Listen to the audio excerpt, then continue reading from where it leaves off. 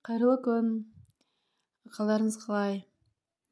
Бала шагаммен мынан жанагы орундуктун астын тазалайын деп бир реттеп коеюнчу деп ачтым.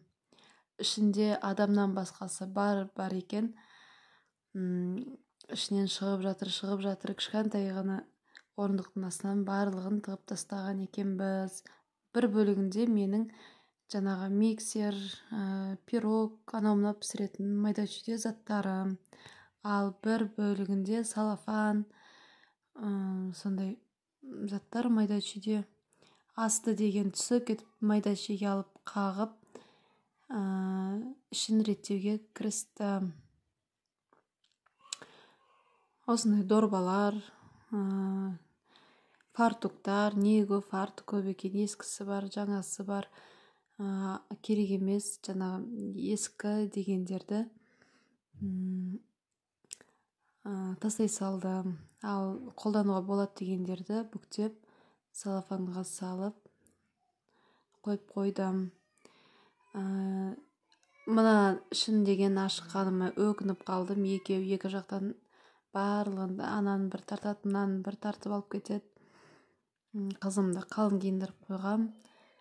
Сол мурундан суу али токтомой жатыр. Мындай дорбалар жазда керек болот. Мына бирөө жазда керек болду.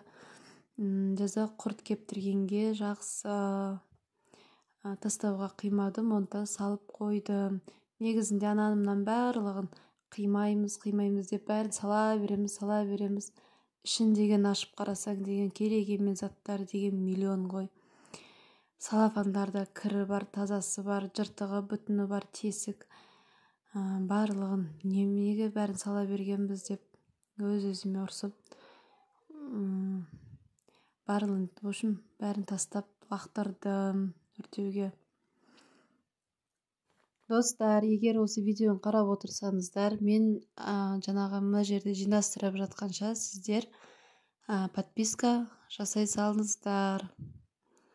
Осундай карапайым ауылдун тирчилиги, үйдүн тирлигин салып отурамын. Арасында сиңлим звондап калды, дем алыста экен. Ол менен кичине бир аз сүйлөшүп жатыр едим. Экөө деген мама деп, улум асиресе дым сүйлөштүрмөдү. Кой деп телефонду тастап, мына жерде кайтадан жыйнаштыра баштадым.